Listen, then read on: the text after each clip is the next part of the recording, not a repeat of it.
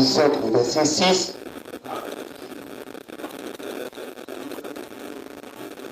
Il faut faire, tu peux commencer. Exode chapitre 17, le verset 6. Voici, je me tiendrai devant toi sur le rocher, le Horeb. Tu frapperas le rocher et il sortira de l'eau. Et le peuple boira. Et Moïse fit ainsi aux yeux des anciens d'Israël. Voilà dans Matthieu, à partir du chapitre 22 jusqu'au 40.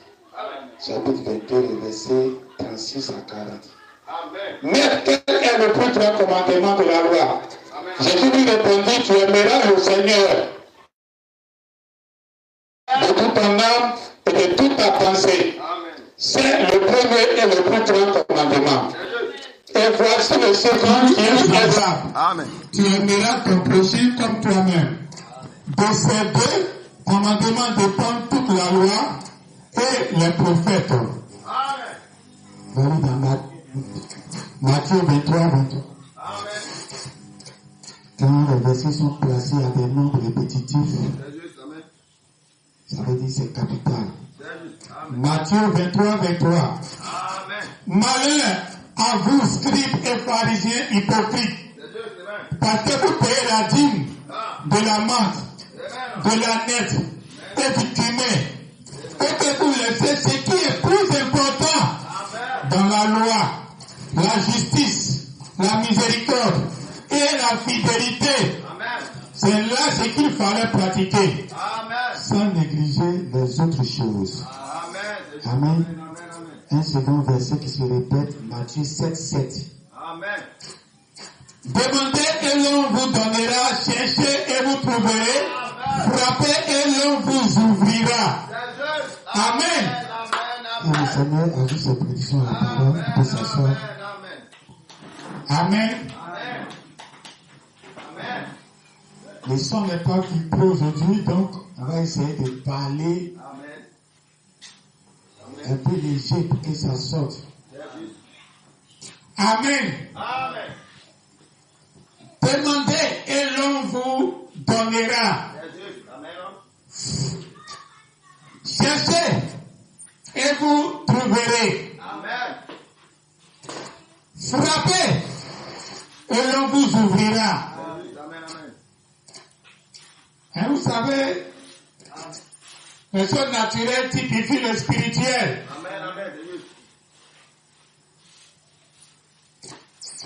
Tu peux aller payer ton poulet et puis bricoler une sauce avec ça. Amen. Tu vas faire une sauce terre à terre de mancounzoué. Les gens vont manger, ils ont mangé poulet terre à terre. Mais quelqu'un va aller acheter le même poulet. Il va prendre pour faire sauce pistache. Ou bien dernier cri de sauce aubergine. C'est comme ça la parole de Dieu. Les gens peuvent prendre un verset et puis le rendre terre à terre, amusément. Demandez et l'on vous donnera. Les gens ont mis ça dans leur affaire de miracle. Dans leur mancounzoué. Une sorte de pauvre. Tu manges ça, rien ne garantit que tu vas aller au ciel.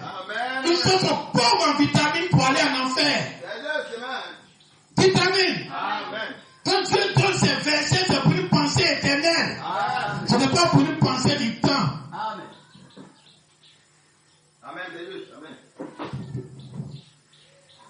Amen.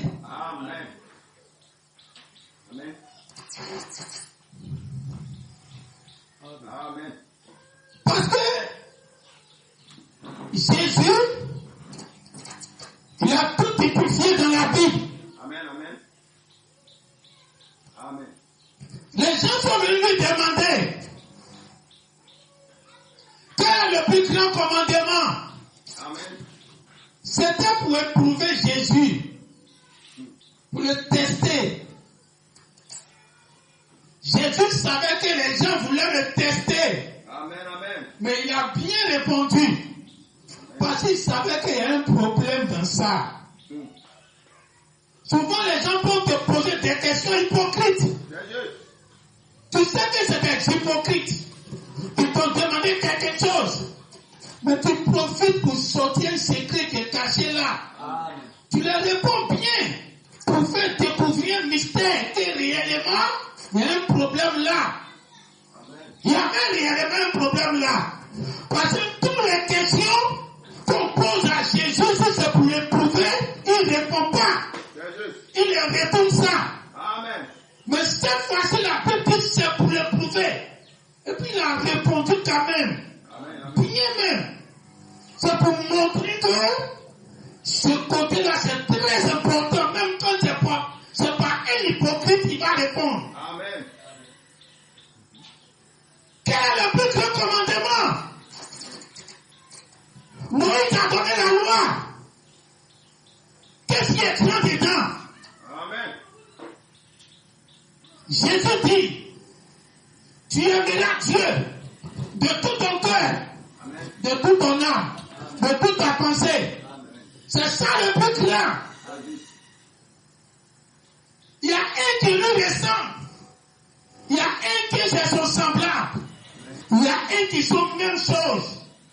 Tu aimeras ton prochain. Amen. Comme toi-même. Amen. Amen. Alors,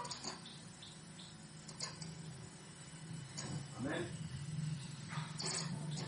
Dieu qui est le même hier, aujourd'hui et pour toujours, ne peut pas résumer la loi en deux choses et puis ne pas résumer le Nouveau Testament à la même chose. Amen. Si l'Ancien Testament, toutes ces multitudes de commandements, se résument à aimer Dieu et puis à aimer ton prochain, ce qui veut dire le Nouveau Testament, toutes ces multitudes de versets, ces centaines de livres, c'est pour te faire aimer Dieu et puis aimer aussi ton prochain. Amen, amen. Pour les 10 commandements, c'est séparé par deux. Il y a où on dit tu dois aimer le sabbat. Tu ne dois pas mettre un autre Dieu devant Dieu.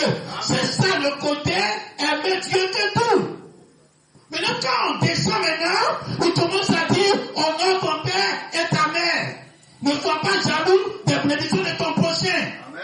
C'est là vient le deuxième commandement.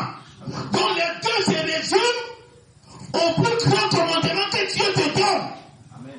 Donc dans le Nouveau Testament c'est pareil. Quand tu prends Matthieu, Marc, Luc et Jean, ils sont là parler de Dieu, amen, parler de Jésus, pour t'amener à aimer Jésus. Amen, amen. Jésus est né comme ça. Il est né d'une vierge. Il est né. Il a commencé à faire les miracles. Il a marché sur l'eau. Il a multiplié pain. C'est le premier compartiment des 10 commandements. Il faut aimer Dieu de tout ton cœur, aimer son sabbat. C'est dans le côté Jésus. Il faut aimer Jésus de tout ton cœur, de toute ta pensée, de tout ton être. C'est là les 4 évangiles qui étaient centrés sur Jésus, parler de sa naissance jusqu'à sa mort, c'est pour t'amener à aimer Jésus. Mais ça ne doit pas s'arrêter là. Parce qu'à partir des actes des apôtres, tu dois commencer maintenant à aimer ton prochain. Dites amen. Là maintenant, on commence à parler des apôtres. On commence à faire de l'apôtre Pierre, de l'apôtre Jean. Il commence à faire les choses que Jésus a fait. Paul est venu. Ensuite, on commence à écrire. Là maintenant, ça parle de, dites amen, les 2 compartiments.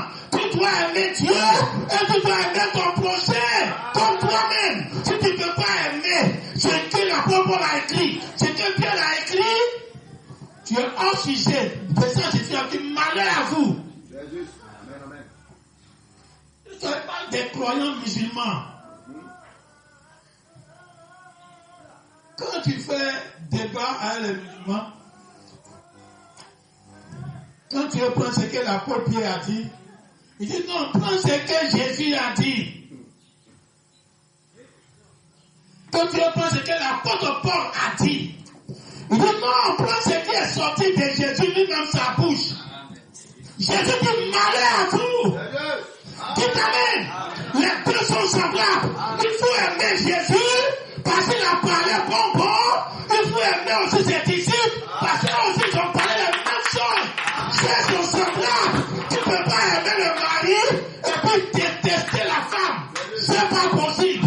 La Bible nous dit on veut une aide à son image, semblable à lui. C'est pour cela souvent, si je ne veux pas saluer un, ne salue pas l'autre. Amen. Amen. Amen.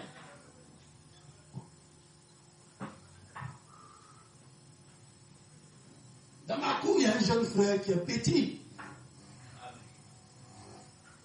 Quand tu le salues, pour toi, toute la cour entend. Mais pour lui, là, tu as le problème pour entendre sa réponse. Et quand tu entends, il te salue comme si tu es son petit frère.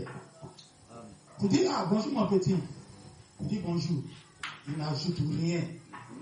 Chez nous, les Baoulés, quand quelqu'un est adulte, on ne dit pas son nom. On dit mot d'un gars avant de dire son nom. Pour montrer le respect. Amen. Tu vas saluer quelqu'un, bonjour. Oh, il ressemble à ton papa. Moi, je dis bonjour mon petit. Toi, tu dis bonjour. Une fois, 2 fois, 3 fois, il ne te salue plus. Donc, quand il ne te salue plus, il ne salue plus ta femme. Amen. Alors, s'il a salué un mari de femme de quelqu'un, pendant que lui-même, je l'ai mis à cause. Amen. Les deux sont la même chose. Amen. Si je suis content de toi, je descends ça sur ta femme. Amen. Amen. Amen. Amen. Amen. Amen. Alors, le semblable, c'est ce que tu fais à l'autre, ça doit être semblable. Je veux être à son semblable. Voici une loi qui est semblable au premier commandement. Donc c'est son semblable. Si tu as aimé Dieu de tout ton cœur, tu pourras aimer ton prochain de tout ton cœur, de tout ton âme, de toute ta pensée. Parce que je ne crois pas que tu ne t'aimes pas de tout ton cœur. Voilà pourquoi Jésus a comparé ça à toi-même. Si tu t'aimes de tout ton cœur, de toute ta pensée, tu vas donner ça à ton prochain. Amen. Amen. Amen. C'est pour ça que ne soyez pas des croyants musulmans dans le message. Des croyants idolâtres dans le message. Amen. Amen. Amen. Quand il a descendu le verset, loin d'Apocalypse, c'était la descente, Jésus dit, tout ce qui a écrit est écrit dans la loi, tout ça se résume, tout ce que les prophètes ont dit, tout ça se résume aux 2 commandements. Tout ce que Abraham a dit, tout ce qu'il a prêché comme ça, laissé à de l'église, tout ça là, elle veut tout des choses, c'est pour te donner 2 commandements. Les 2 commandements là, c'est pour que tu vas aimer Dieu, et puis tu vas aimer son église, c'est pour que tu vas aimer Branham, et puis tu vas aimer les Éphésiens qui viennent avec. Amen. Les 2 sont semblables. Et tu commences à dire, donne-moi ce que Branham a dit. Et que je ne fais pas ce que les Éphésiens ont dit. Il faut bien prendre des chapelets, porter un boubou blanc, aller prier à la mosquée. C'est là-bas on dit ça. Ici à l'église, tu dois aimer ton prochain. C'est même chose comme aimer Dieu au ciel. Et ton prochain, c'est pas n'importe qui. Ton prochain, c'est quelqu'un qui te donne le Saint-Esprit, qui te donne le Père et le Fils. Parce que je demandais à Jésus, qui est mon prochain? Et Jésus a expliqué qui est le prochain. C'est quelqu'un qui vient et puis te soigne quand tu es blessé. Amen. Il y a le Père et le Fils. Il y a le Saint-Esprit et la parole. Amen. C'est lui ton prochain. Si celui qui a le Saint-Esprit et la parole devant toi, tu ne l'aimes pas, tu es un hypocrite. Amen. Amen. Amen. Hein? Il a les 2 choses. Il a le Saint-Esprit et puis il a la parole. Donc il a le pain et le vin. Devant toi, qui est ton prochain direct. Et tu ne l'aimes pas. C'est Branham que tu n'as pas connu. C'est lui que tu aimes. C'est Dieu que tu n'as jamais vu. C'est lui que tu aimes. Peut-être que les apôtres qui sont là face à face, tu ne les aimes pas. Ton amour est méchant, hypocrite. C'est l'amour de Satan. Tu vas aller en enfer avec. Amen. Toutes ces choses qui sont dans le message, c'est des vases de colère. Dieu va les briser un bon matin. C'est des vases de colère. Des enfants de serpents. Amen. Souvent quand je regarde les films, ils me demandent, je vois les enfants qui jouent rôle. Ils parlent bien. Ils parlent bien la langue qu'on les a dit de parler. Puis j'ai dit, l'enfant la parle bien. Après, maintenant, mon esprit vient. C'est pas lui qui a parlé, c'est une grande personne qui a parlé à sa place. C'est la grande personne qui leur donne ces paroles-là. Il faut dire ceci, il faut dire ceci, il faut dire ceci. Donc quand tu regardes le film et puis les enfants sont intelligents, c'est pas que l'intelligence, il y a quelqu'un qui est derrière. Amen. Pour voir leur vraie intelligence là, il faut aller les trouver à la maison, à l'école, ils vont se promener. C'est pas dans le film que tu vas voir l'intelligence des enfants. Ce que l'enfant il a fait là, c'est un adulte, son intelligence qu'il a donné à l'enfant là. C'est la même chose dans la parole. Quand tu vois un pasteur derrière la chaise en train de prêcher, tu te demandes mais comment il arrive à avoir tout ça? C'est parce qu'il y a un esprit derrière qui nous communique. Quand l'enfant fait la même chose, il n'a même pas ces pensées-là. Mais il y a quelqu'un derrière qui lui donne cette intelligence. L'intelligence de la parole n'est pas une intelligence humaine. C'est une intelligence de Dieu et qui donne à un être humain. Comme toi. Dites Amen. Si Dieu dit qu'il commence à parler comme toi, même chose. Beaucoup de fautes, beaucoup d'erreurs. C'est comme ça, il y a 2 semaines passées. Je fais un songe. Un petit songe court. Dans le songe, quelqu'un m'a dit, quand tu prends le grain, quand tu sèmes, quand le grain pousse là, c'est qu'en bas, c'est que le grain que tu as mis à terre est pourri. Quand tu as pris le grain, tu as mis dans la terre, et tu vois que le grain commence à porter du fruit, c'est que le premier grain qui a été semé est pourri, on ne peut plus rien faire avec. C'est comme ça qu'il s'est réveillé. Amen. Ça, c'est vous qui pouvez manger ce qu'on prêche ici. Les bébés hollandais là ne peuvent pas manger ça. Dites Amen. Jésus a dit, demandez et on vous donnera. Cherchez et vous trouverez. Frappez et l'on vous ouvrira. Jésus a mélangé une manière de faire les yeux des gens de quoi il est parlé. Et ils sont là pour brûler les types, brûler bien tendons, pour préparer mancounjoua et piment. Tous les jours, il a demandé, vous le savez, demandez, cherchez. Ils sont là prier seulement pour chercher. Manger pour nous, on ne mange pas. Moi, j'aime manger, mais quand c'est pas doux, je ne mange pas. Amen.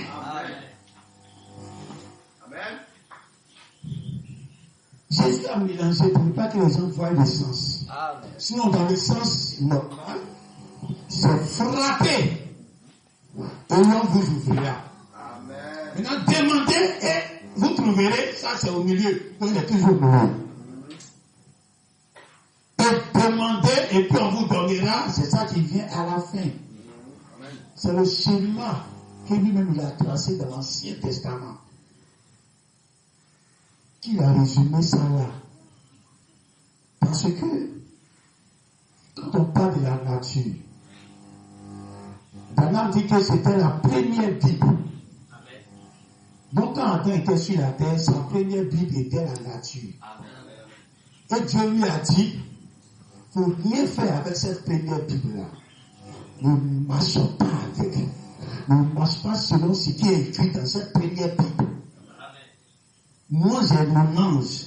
Je viens te dire ce que tu dois faire. Le serpent ancien était là. C'était un gars qui connaissait la première Bible. Un gars de citation tel écrit. Branham m'a dit. Ça, c'était l'adversaire d'Adam. Adam connaissait rien de la Bible. Il ne connaissait rien de la nature. Il connaissait seulement l'auteur. L'auteur vient matin, il lui dit ce qu'il doit faire. Et puis il retourne. Amen. C'est l'image d'un véritable chrétien. Toute Bible que Dieu te donne, ce n'est pas pour que tu marches avec. Quand Dieu donne une Bible, c'est pour les méchants. C'est pour les serpents.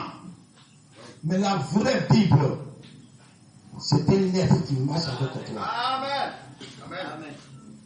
Dieu a donné 2 tables. Pour les 2 commandements, il a donné 2 tables à Moïse. Moïse faisait les 2 tables parmi le peuple. Quand il est venu voir que le peuple était là à adorer un veau d'or, un animal fabriqué en l'or, ils ont pris l'or pour fabriquer mouton, fabriquer peu, puis ils sont là à adorer. Quand Moïse a vu ça, les 2 pieds de la loi, il a brisé ça. Comme il était en colère, il a cassé.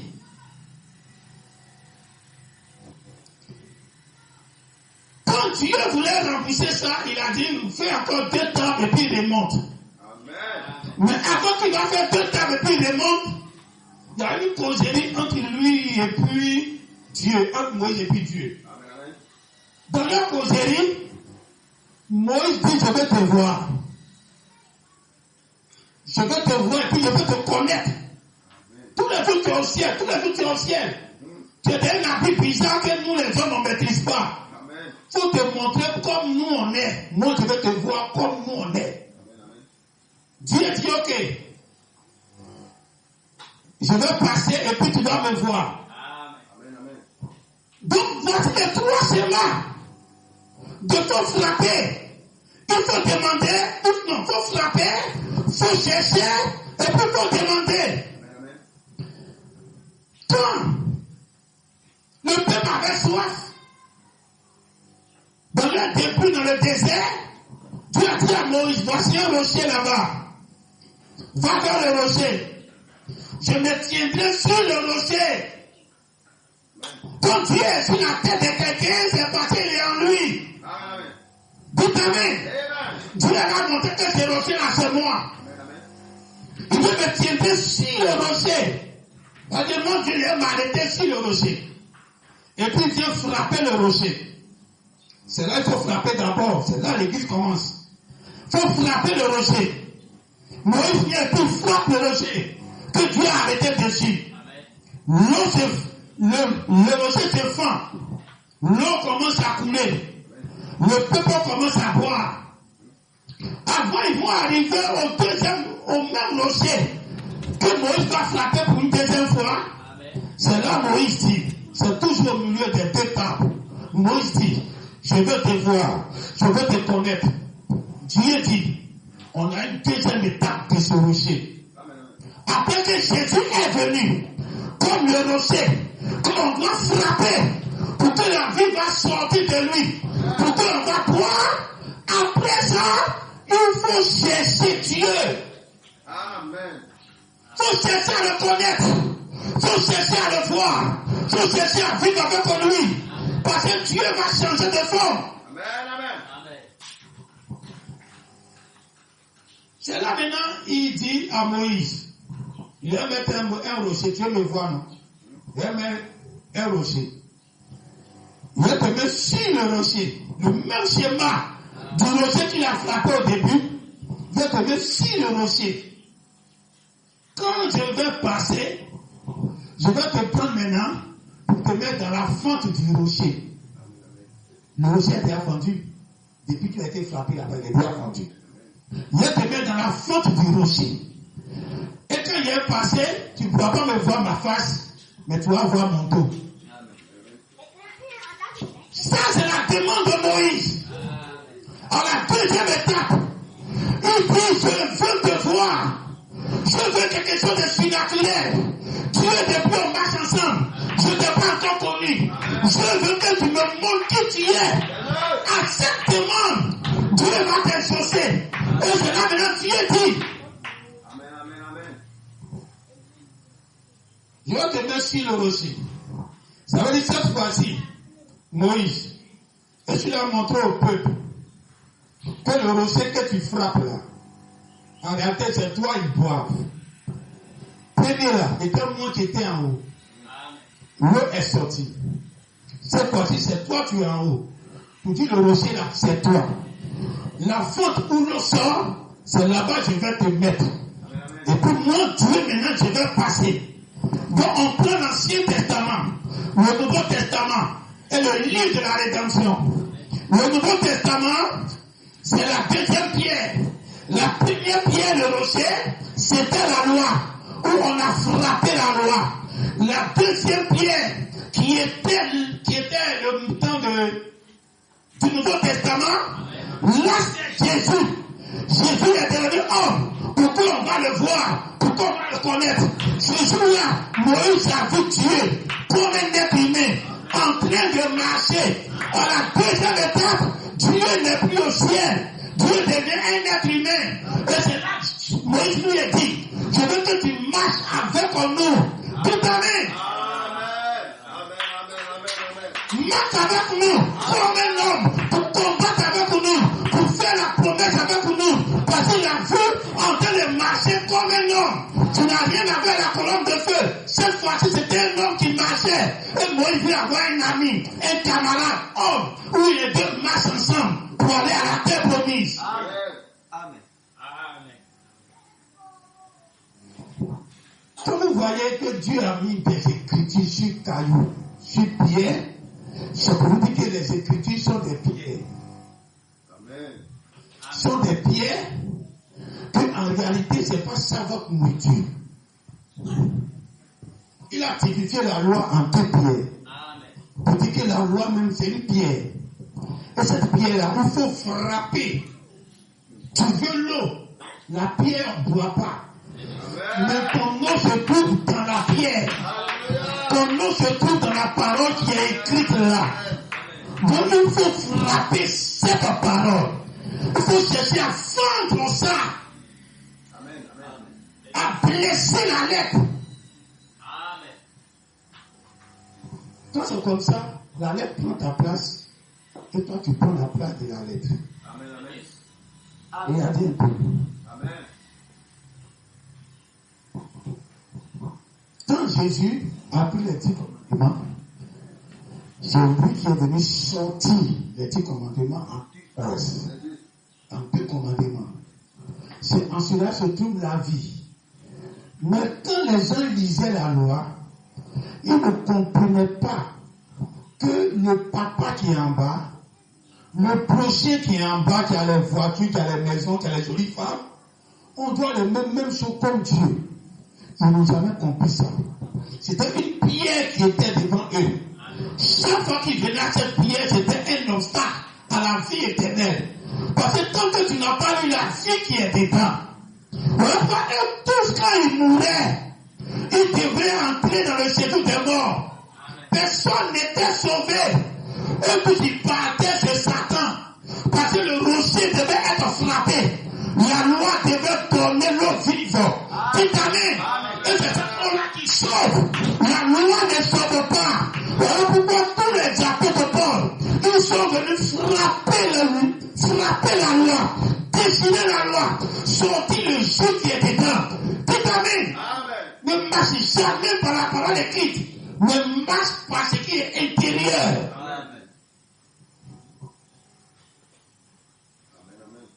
Donc là, ils ont frappé Jésus. Quand ils ont frappé Jésus, Jésus a donné le Saint-Esprit. Il a donné l'épouse. Et c'est ça qui est l'eau que nous tous nous vivons aujourd'hui. La deuxième étape, il faut chercher Dieu. Amen. Quand tu veux voir Dieu, il faut le chercher comme un homme. Non, Dieu, tu es au ciel. Non, Dieu, tu es dans la Bible. Tout le temps, dit tu es dans la Bible, tu es dans la Bible. Non, Dieu, tu es dans le péché. Tout le temps, dit Branham. Je veux te voir comme un homme au milieu de nous. Amen. C'est pas parce que Moïse ne voyait pas Dieu. Mais il veut le voir comme un homme avec lui. C'est quelque chose de différent. À cette époque, étape, il faut changer ta manière de voir Dieu. Amen. Dieu doit être un être humain. Non, je suis sur la terre ici, je dois aller à l'église. Dieu montre-moi la vraie église. Tu dois demander ça à Dieu. Dieu dit demande, cherchez, et on vous donnera. Quelqu'un qui cherche, il ne reste pas sur place. Nous, on a fait beaucoup d'églises. Parce qu'on cherchait la vraie église. On est passé à gauche, passé à de dénomination en dénomination. Parce qu'on cherchait. Et comme tu cherches Dieu, Dieu va devenir un homme devant toi. Le jour que Dieu me montrait la vraie église, il ne m'a pas montré Jésus. Il ne m'a pas montré Branham. Il ne m'a pas montré quelqu'un qui ne vit pas à mon époque et qui ne peut pas le croiser. Il m'a montré un homme qui était dans son église et qui prêchait. Et puis il m'a dit, voici la vraie église. Et c'est comme on allait chercher à croiser. Chaque fois que tu vas demander à Dieu, je veux quelque chose, Dieu va te donner un homme sur ton chemin. Mais toi, tu dois savoir que ta réponse de chercher, c'est un homme que Dieu va t'envoyer. Non, je connais Dieu dans mes sens. Il me parle dans mes sens. Ça, c'est un niveau de Moïse. Moïse même avait ça face à face. Mais ça ne suffisait pas Moïse. Mais le jour que Dieu, il a vu Dieu comme un homme en train de marcher, c'est là qu'il a eu toute la confiance de la mission qui s'est accomplie. À la troisième étape, il dit, demandez et l'on vous donnera. Moïse était arrivé à la troisième étape. La troisième étape, ils étaient au bord de la terre promise. Et Dieu dit, ok, comme ne peut pas soif, va parler au rocher. Là maintenant on parle. Là maintenant on demande. Va demander au rocher de donner de son eau.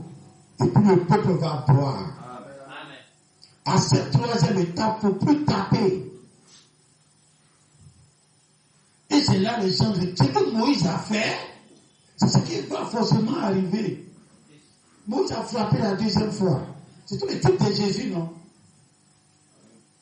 Qu'il a cherché Dieu, et que Dieu l'a mis sur le rocher, et puis dans la fente, pour qu'il va voir le dos de Dieu. C'est tout le type de l'église qui va vivre avec Dieu, Jésus avec nous. Et tu vas voir Jésus où? Pour tous ses serviteurs jusqu'à l'échelle A de l'église. Maintenant, il dit encore, Moïse maintenant va parler au rocher. Là maintenant, ne cherche plus, ne frappe plus. Il faut demander, il faut parler, il faut prêcher. Ce que tu veux là, prêche ça. Ça va arriver. On t'a donné le rocher, il faut prêcher au rocher. Le rocher va sortir ce qui est à l'intérieur. Et c'est parti. Il a tapé le rocher. Beaucoup aujourd'hui préfèrent taper le rocher. Même s'ils tapent, même c'est un peu bon. Les gens sont à caresser le rocher. Non, Bernard m'a dit, il faut laisser comme ça, on ne touche pas. On ne touche pas, c'est écrit comme ça. C'est comme quand on prend la Bible. Quand on dit la femme et le serpent, c'est l'acte sexuel. Il faut laisser comme ça. Il faut dire ce que la Bible a dit. La Bible a dit, fruit, il ne faut pas toucher. Les gens caressent sur les versets. La dénomination a fini de caresser les versets de la Bible. On ne touche pas, on ne blesse pas, on ne frappe pas. Les gens du message maintenant, avec le même démon en eux, sont en train de caresser les versets bibliques, les citations des Branham. Or, quand tu lis une citation, tu dois chercher à blesser cette citation.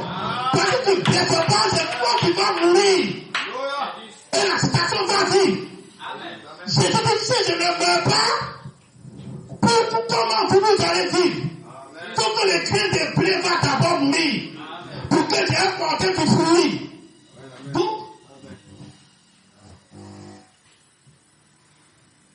un verset qui te dit, avec les gens bibliques, les autres non, comme ça, les gens parlent direct. Ne tue pas. Ne tue point. Donc tu ne dois pas tuer. maintenant ce verset est devant toi comme un obstacle. Face à tout ce qui va se passer, ne t'y point.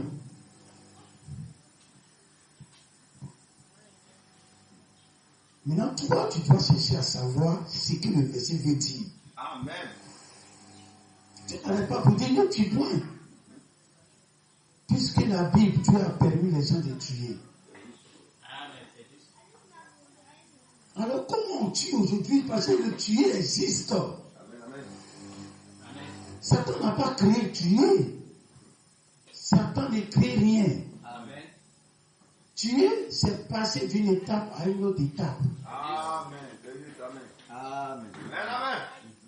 Et Dieu même depuis l'éternité, Amen. il a passé d'une étape à une autre étape. Dieu s'est tué lui-même. Voilà pourquoi il a immolé Jésus avant la fondation du monde. Amen. Quand il tuait Jésus, Satan n'était pas là. Alors tuer, tu dois savoir de quoi il s'agit. Frappe ça. Amen. Sinon c'est un obstacle. Amen. Dieu avant, il n'avait pas une vie meilleure. Hein? Il n'avait pas une vie meilleure. Parce que s'il avait une vie meilleure, il n'allait pas faire tout ça là. C'est juste. Amen. Si on était là-bas, qu'on était à l'aise là, Amen. il n'allait pas venir créer Satan, créer les anges, venir créer ce monde. La vie antérieure de Dieu était blanc. Dieu d'abord est blanc. Dieu voit que ça n'arrange pas. Il s'est taillé pour sortir cette couleur. Un Dieu de couleur. Quand on dit Dieu de couleur, ça n'est pas dit au roi des jours. Quelqu'un aujourd'hui il est bleu, demain il est vert, demain il est jaune. On ne maîtrise pas. Mais quand c'est écrit, tu deviens blanc. Amen. Ce premier monde ne t'arrange pas. Amen. Quand on prend la Bible, tout ce qui est écrit ici, Amen. c'est du blanc. C'est juste. C'est-à-dire que tu ne peux plus avoir une autre couleur. Tout le monde connaît ta couleur. Face à tel problème, voici ce qui est écrit ici, ce que tu vas faire. On peut pas, tu ne peux pas dribbler quelqu'un. Ce premier monde que Dieu était dedans, rien ne changeait, rien n'évoluait, rien ne faisait qu'aujourd'hui on est en fête, demain on n'est pas en fête. Voilà pourquoi les fêtes dans la semaine, dans l'année, c'est bon. Amen. Amen. Le jour matin, tu te lèves, tu t'en vas au travail. Matin, tu te lèves, tu t'en vas au travail. C'est trop blanc ta vie. Amen. Tous les jours, tu t'en vas à l'école, tu viens. Tu t'en vas à l'école, tu viens. C'est trop blanc. Il faut une vie de couleur. Amen. Après, maintenant, on dit que c'est Noël. Là, tes ambitions changent. Amen. Entre dans l'esprit de la fête en ce moment-là. Amen. Pour que ton sang s'écoule. Amen. Va au marché, paye la nourriture que tu ne manges pas habituellement. Paye les vêtements que habituellement tu ne portes pas. Mange de la selle que habituellement tu ne manges pas dedans. Il faut que ta vie ait des couleurs. Tous les jours, même chose. C'est un film monotone là que Dieu a quitté dedans. Quand vous revenez au Panama dit, vous repartez dans cette vie monotone où Dieu dit que ça ne m'arrange pas. Je dois me tailler. Et Dieu lui-même, il s'est taillé. Il a sorti cette couleur. Aujourd'hui, il est orange. Demain, il est bleu. Après-demain, il est vert.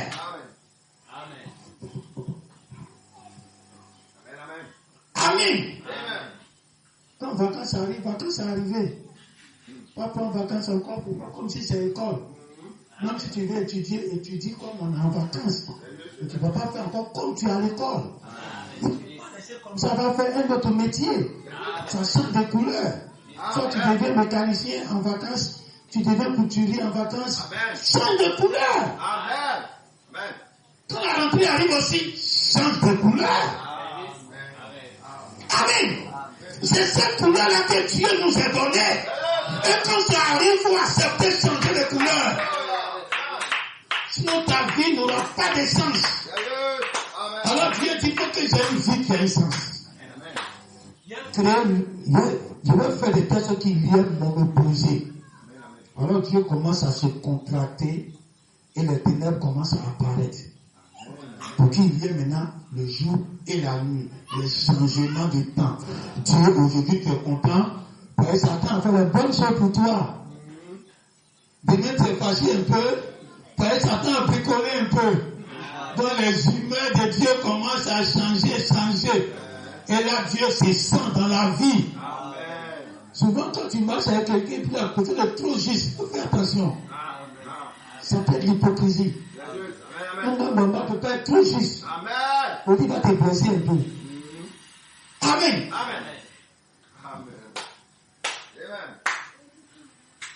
Alors, c'est cette vie-là que Dieu nous a donné de la parole. Quand tu entres dans la parole, il faut pouvoir marcher avec un ange. Et que lui, tu vas lui demander, donne-moi de ton nom. Nous sommes au temps de la parole. Nous sommes plus au temps qu'on frappe. Nous sommes plus au temps qu'on cherche Dieu. On sait déjà depuis Jésus que Dieu est déjà un homme au milieu de nous. Tu n'es plus la peine de demander à Dieu, je vais te voir. Dites amen. Si avant on pouvait demander à Elohim, on veut te voir, et puis il dit, me voici c'est qui? Jésus. Depuis Jésus est quitté là, me voici est toujours au milieu de nous. Par ses serviteurs qui sont au milieu de nous. Donc aujourd'hui on ne cherche plus Dieu. Depuis que Moïse a vu le dos de Dieu, il n'a plus cherché à voir Dieu encore. Dites amen. Tu veux voir Dieu comme encore? Dieu a des narines. Dieu a deux yeux, Dieu a des joues, Dieu a une bouche, Dieu a deux pieds, Dieu a deux mains, Dieu marche. Amen. Amen. Amen. Et c'est là, on arrive à l'étape où Amen. premier commandement, les deux pierres, il vient, il casse.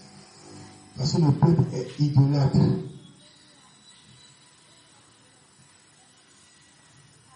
Donc si on prend ça au rocher frappé qui est Jésus, commencez sur Jésus qui a été frappé.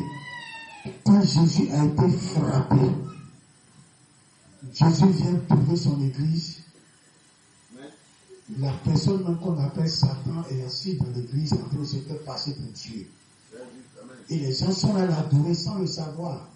Ils sont là à recevoir la marque de la bête dans l'église sans le savoir. C'est juste. Amen.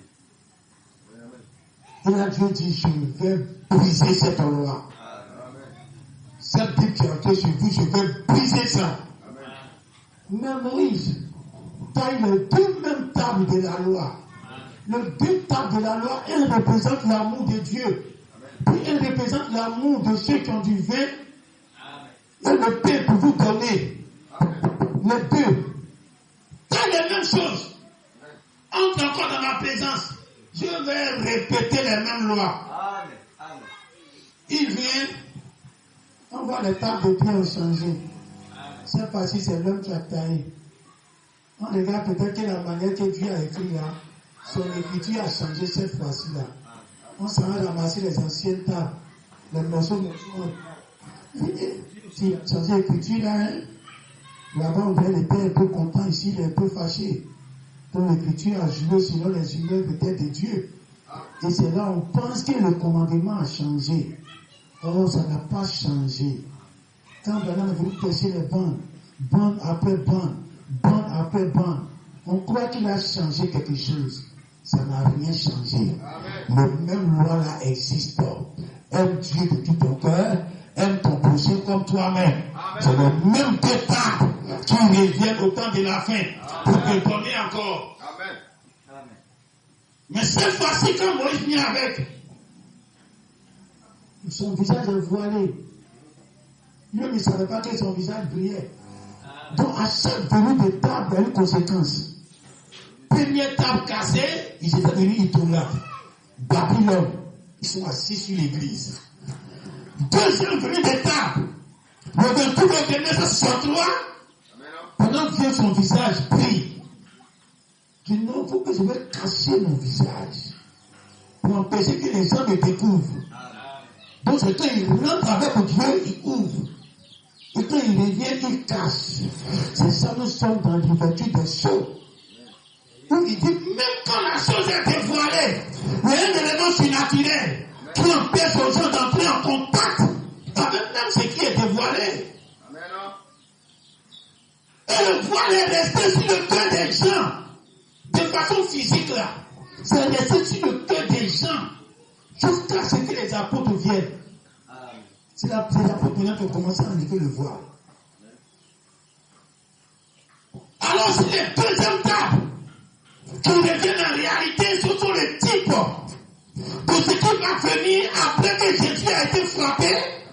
On doit savoir que c'est maintenant le voile des gens. Si le voile physique de Moïse, tissu que quelqu'un a fabriqué, il prend ça pour fermer son visage, ça fermait la loi des gens. Ils n'ont jamais compris la loi. Qu'en est-il de cet élément surnaturel qui est le voile de Dieu, que Dieu même a mis même sur le message, sur le visage. Même que tu lis le message, mais tu ne vois rien. Pourquoi c'est le dos que Moïse a vu? C'est pour que te dise qu'actuellement tu ne peux pas le connaître en réalité. Sache que je suis un homme, c'est tout. Alors quand Moïse revient, et puis il ferme son visage, c'est pour que vous ne pouvez pas connaître vraiment encore la parole. Vous allez voir, c'est écrit, mais ce qui est à l'intérieur, là, vous ne pouvez pas entrer en contact. Alors, en ce temps de la fin, le vrai voile, qui n'a pas été fabriqué par main de l'homme, est descendu sur le visage de Branham pour fermer le message, pour fermer les bandes. Les gens écoutent, ils vont réécouter. Ils n'ont pas joué bande, comment? Ils ne pourront jamais entrer en contact avec ça. C'est amen. Amen. Moi, je te dis debout.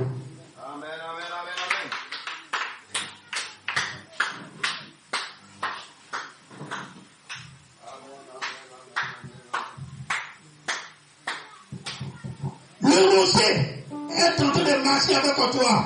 Et il va donner de son eau. Sinon tu vas mourir de faim. Mais il faut frapper le rocher.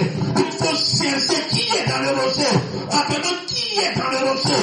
Quand on frappe le rocher, quand on frappe les bandes là, quel homme qui sort dedans? C'est un homme qui sort. Amen.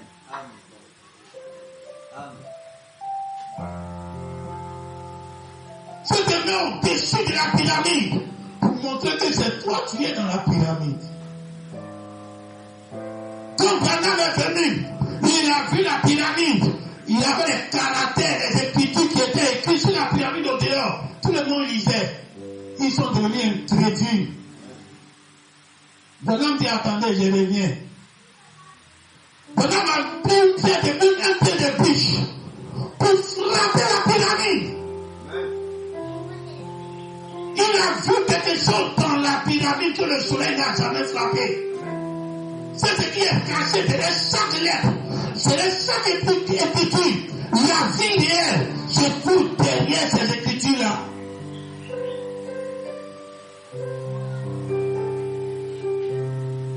Alors aujourd'hui, si tu comprends que tu existe toujours, le vrai tu es aujourd'hui, c'est de tuer ta vie antérieure. Ta vie de péché, ta vraie nature d'avant, ce que tu es né de tes parents, on va tuer ça. On va mettre une autre vie en toi. Les deux ne peuvent pas vivre ensemble. Si tu dois naître de nouveau, c'est que l'ancien doit mourir. Et il ne va pas mourir simplement. C'est pas quelqu'un qui va tuer ça. Tu vis mal, on va tuer ça. Tu vis dans le péché, on va tuer ça. C'est un obstacle. Pour la vie éternelle des gens, on va tuer ça. On peut te tuer comme vraiment on commence à sortir.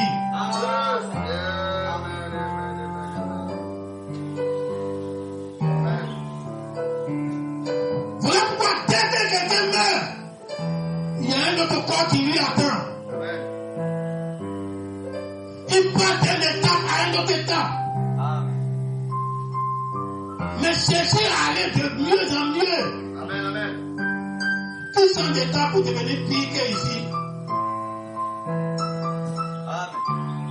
Quand Dieu a changé son passé, il voulait être mieux. Amen. Et aujourd'hui, il te dit que c'est mieux que nous avant. Amen. Sinon, on allait rester là-bas.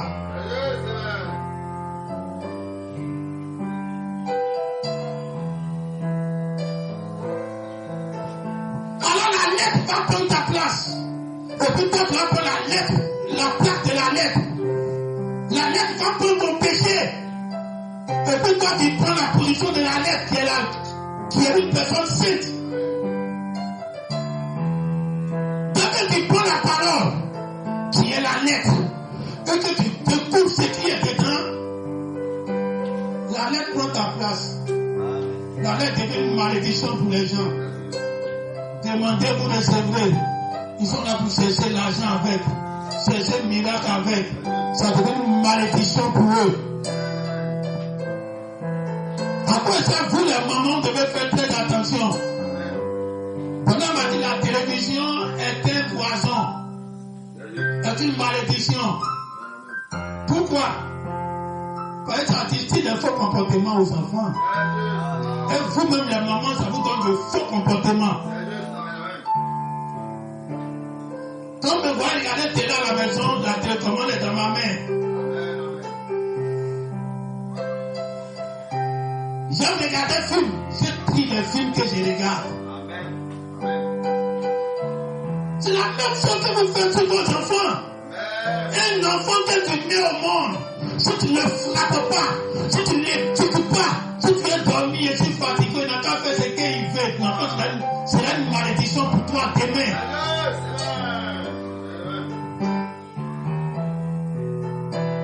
Il faut surveiller sur l'enfant comme tu surveilles la télé. Sur la télé, tu as devenu une malédiction. Tout est une malédiction, tout est une bénédiction. Ça dépend de comment tu surveilles la chose. Même dessin animé, je surveille. Les dessins animés, quand les enfants, il n'y a pas de l'homme dedans, c'est des trucs bizarres. Quand la petite fille veut regarder, je dis non, on éteint d'abord ton sens. Quand ça va passer, on va les mettre. Les dessins animés, c'est des monstres seulement, on ne voit pas l'homme. Les gens, il y a beaucoup d'essiers. Tu ne peux pas laisser ta télé commenter dans ta maison. Ou bien il faut me jeter ça au dehors. Ou tu ne peux pas étudier un enfant, c'est pas la peine de mettre un enfant au monde. Tu le mets au monde, il devient voleur, gangster, brigand, tourmenter les gens, comme il te tourmente, il tourmente les gens au dehors. Parce que non, c'est mon enfant.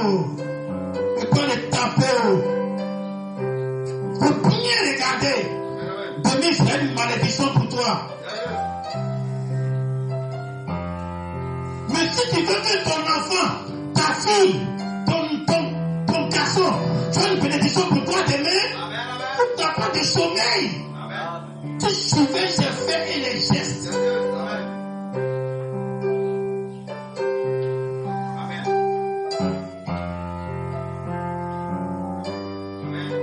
Tu veux que ta fille gagne un bon mari demain.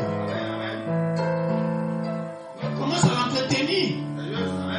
À la rendre belle déjà quand elle est petite. Il y a les choses qui gâtent rapidement sur les enfants. Là-dedans, il ne faut pas jouer avec. Tu dors seulement, tu te reposes. Ce n'est pas l'enfant qui a dit qu'il faut être fatigué. Hein? Tu l'as mis au monde, tu dois prendre soin de lui. Jusqu'à ce qu'il puisse prendre en charge sa propre vie. On ne doit pas la délaisser, elle qui a fait beaucoup d'enfants. Et ça, c'est elle qui a dit qu'il faut faire beaucoup. De toute façon, tu investis dans le projet, c'est comme ça va te rapporter. Tu dis ça, là, je m'en fous, l'année quelqu'un qui a 60 000 comme salaire. Mon enfant, il m'a rien rapporté. Mais tu as fait quoi dedans? Vous allez prendre un garçon même qui n'a même pas bon salaire. C'est les oiseaux de même plumage qui volent ensemble. Il faut que ta fille, demain, quand elle passe, n'importe qui ne peut pas s'arrêter sur sa route. C'est les gens qui se font confiance qui peuvent dire j'aime cette fille-là. Mais si tu l'as fait comme une petite fille, à ton image, comme toi tu n'as pas réussi, donc c'est la même chose que tu fais. Même si tu ne peux pas sur elle, il faut déposer quelque chose d'important derrière toi.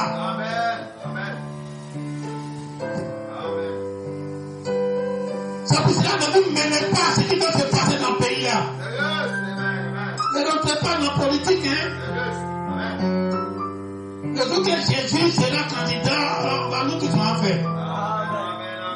Mais donc, tout c'est un démon, à cause des démons, gloire des démons. Tout qui a fait quoi dedans? Faut regarder. Faut prier pour qu'il y ait la paix seulement. S'il y a changement ou s'il n'y a pas changement, toi tu veux la paix. Amen.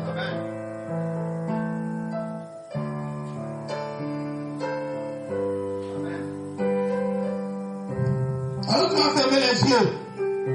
Tu peux changer les circonstances de ta vie. En prenant la domination sur ce que tes yeux voient. Si Adam a pris la domination sur ce que ses yeux voient, pourquoi toi tu n'as pas pris la domination? Ne quittez pas la nature.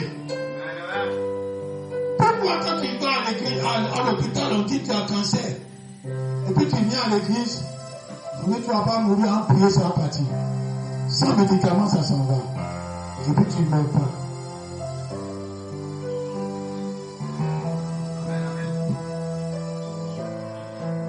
Cette puissance qui déjoue la puissance de la nature, ça déjoue la puissance de la Bible, ça déjoue la puissance des bandes, une puissance supérieure.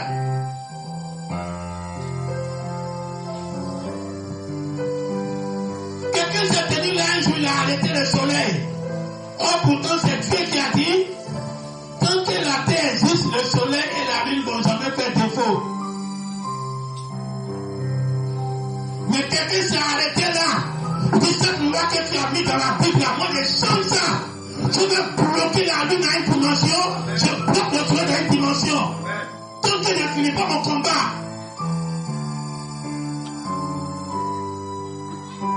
Non, la loi de la pesanteur. Si tu marches sur l'eau, tu vas rentrer, tu pèses. Ça c'est la Bible. C'est la nature, c'est sa loi. Mais Jésus a marché sur l'eau en déjouant cette loi biblique que Dieu lui-même a mis. C'est Dieu qui a mis l'eau, que quelque chose de lourd ne doit pas tenir en haut. Mais quand tu dis en Dieu que moi je suis lourd, tu veux marcher sur l'eau là. Je ne suis pas un esprit, je suis un homme. Mais j'ai marché sur l'eau. Nous sommes au temps où ce que tu veux, Dieu va te donner. Faut demander seulement.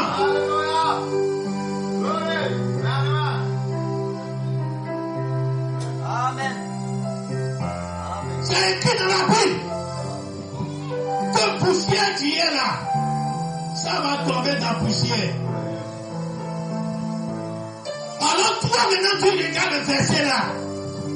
Et le verset là fait tout le monde dans la terre. Tout le monde respecte le verset là. Il ne faut pas blesser, il faut laisser comme ça. On va mourir, on va nous enterrer nous tous. Mais nous sommes arrivés au temps. Il faut parler au rocher. Et le rocher va sortir son ventre.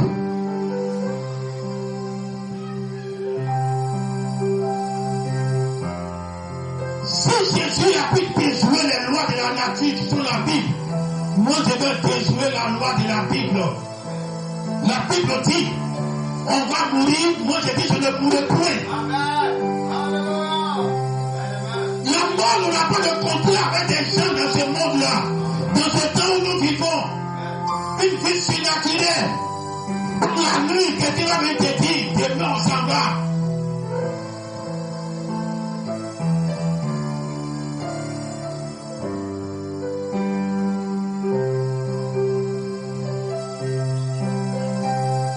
Arrête de voir les versets bibliques comme un obstacle dans ta vie. Mais cherche à parler et puis ils vont te donner ce qu'il y a à l'intérieur. La vie qui est à l'intérieur.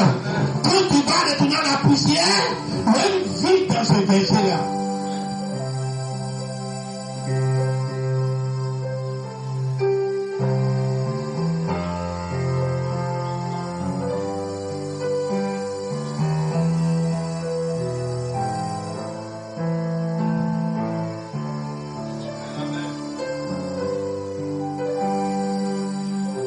Alors, tu vas fermer les yeux, tu vas prier. Marche selon l'esprit et non selon la lettre.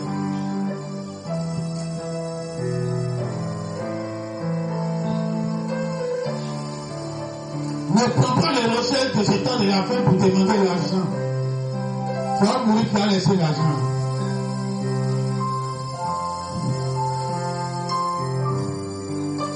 Demande à ce rocher de te donner la vie qui ne meurt pas. La poussière qui ne tombe pas à la terre. La poussière qui va déjouer les lois de la nature. C'est ce qu'il faut demander. Il ne faut pas prendre pour demander l'argent. Il ne faut pas prendre pour demander guérison. Guérison va t'apporter quoi?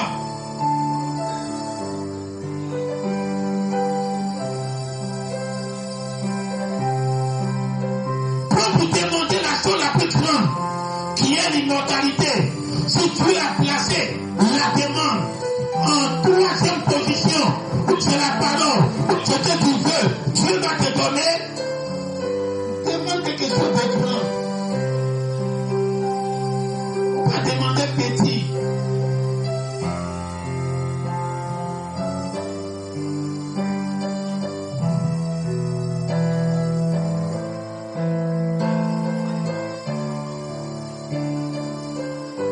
Commence à prier.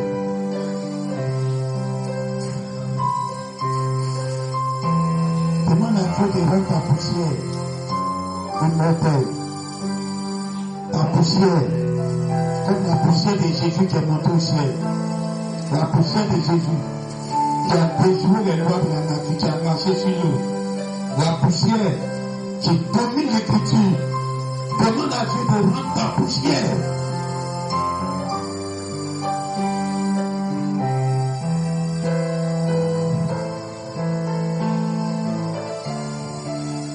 Un de ces jours, le temps de partir va arriver. Mais comment tu vas partir? C'est pour ça que nous sommes réunis ici. Chacun veut bien partir.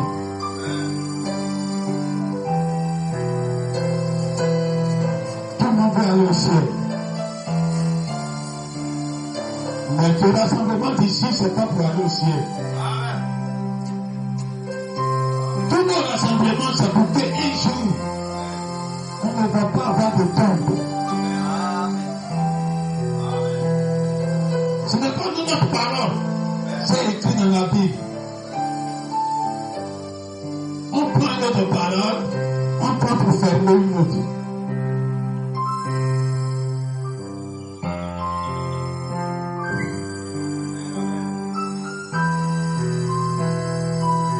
Regarde dans la Bible, tout est écrit. Tu vas frapper. Ce n'est pas le moment de frapper. Tu vas chercher. Ce n'est pas le moment de chercher. Mais pourtant, c'est écrit dans la Bible, on lit ça encore. Tu vas retourner la poussière. Ce n'est pas le moment de retourner la poussière, même si c'est écrit dans la Bible. Chaque parole a ses promesses dans ta vie. Cette parole de la poussière va retourner la poussière, s'applique à tous les autres. Mais dans ta vie, une autre promesse de la vie, dans la parole, prend la place de l'ancienne promesse. Les vivants qui seront restés, en un clin d'œil, ils seront changés. Pourquoi changer toi, vous d'abord les changer? Les vivants qui seront restés, ceux qui ne sont pas morts, tu passes une étape, une autre étape.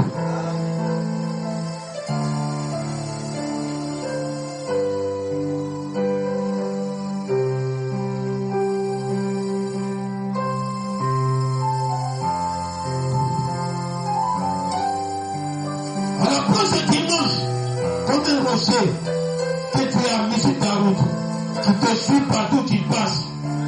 Mais demande-lui la chose la plus importante. Pas seulement au rocher. Il faut lui parler à tout moment. Ce n'est pas le moment de prier. La deuxième étape au temps de Jésus, où c'était demander, c'était prier. Non chercher. C'est à l'image de prier. L'intercession.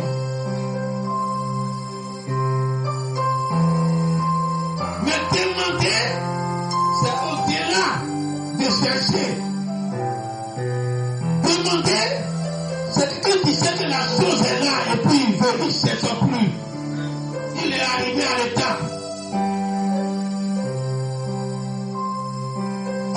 quand ta prière change, tu peux me prier aussi nous pour prier comme quelqu'un qui ne sait pas que la chose est là.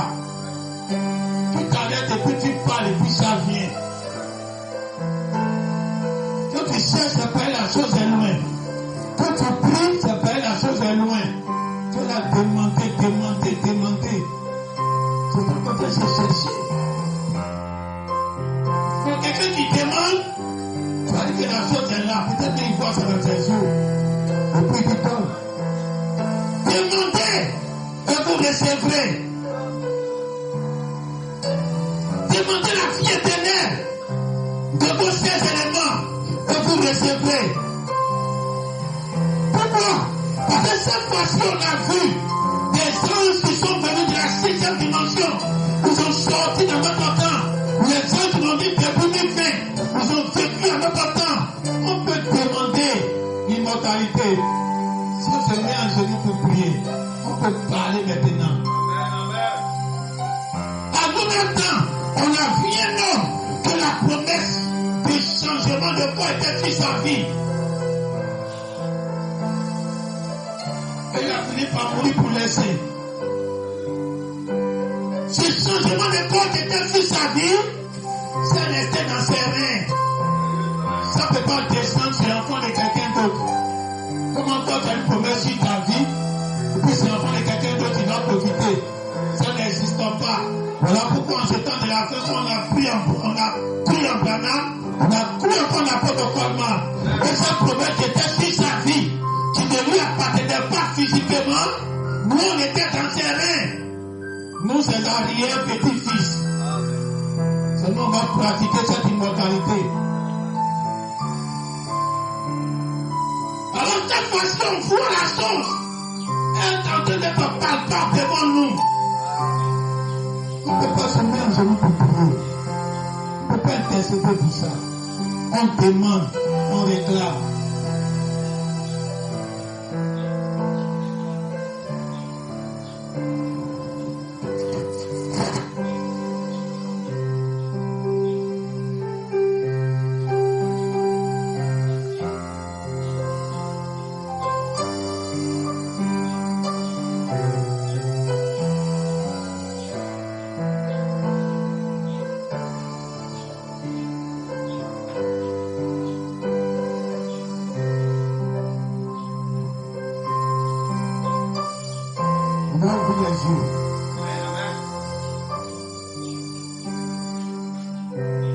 Ce que Jésus a dit dans le verset, les gens payaient la dîme pour le cumin. Payaient la dîme pour tous les êtres qui coupent le champ. Mais ils oubliaient d'être favorables au projet. Tu donnes ton argent à l'église, tu payes ta dîme de tous tes revenus. Mais quand le pauvre vient chez toi, tu le refoules.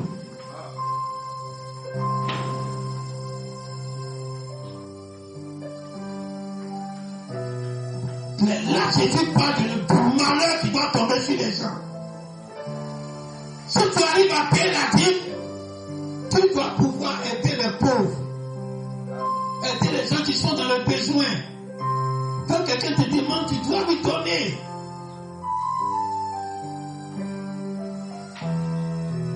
Si tu aimes Branham, tu dois pouvoir aimer ces enfants qui viennent derrière. Alors payer la dîme à l'église, c'est une partie du commandement. Mais l'autre partie qui est ton prochain, c'est de faire du bien à tous ceux qui en ont besoin. Alors prenez les deux choses. Vous aurez toute la loi. Vous aurez toute la Bible. Vous aurez tout le livre de la rédemption qui est descendu à ce temps de la fin. Tu marches avec l'Apocalypse chapitre 17.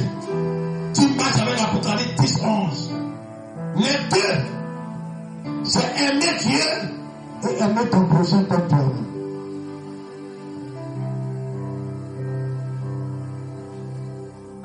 Ne vous arrêtez pas seulement à donner votre dîme à l'église.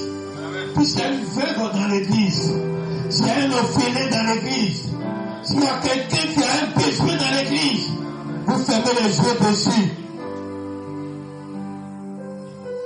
C'est Dieu, on connaît plus quelqu'un d'autre. Vous serez dans la même position que les pharisiens. Tu considères Dieu et tu considères plus l'homme. Alors c'est ce côté que je voulais vous rappeler de ce verset que j'ai lu. Parce que chaque fois que vous faites votre type, ayez une partie pour les pauvres aussi. Vous serez bénis. Regardez dans l'église. Qui a besoin d'argent? Regardez autour de vous. Qui a besoin de quelque chose? Payez votre dîme. Jésus a dit, c'est pas parce que vous prenez soin que vous allez oublier l'autre. Prenez votre dîme correctement. Vos offrandes correctement. La dîme de tous est de vos pieds. Et en n'oubliant pas les pauvres qui sont autour de vous. Ainsi, vos corbeilles ne vont pas manquer. Amen. La bénédiction ne va pas s'arrêter sur votre vie. Alléluia. Parce que vous avez les deux tables de la loi dans votre vie. L'amour de Dieu, qui est la dîme que vous payez, puis l'amour du prochain, qui est ceux qui en ont besoin dans l'église et autour de vous, vous leur donnez en aide. Que Dieu vous bénisse.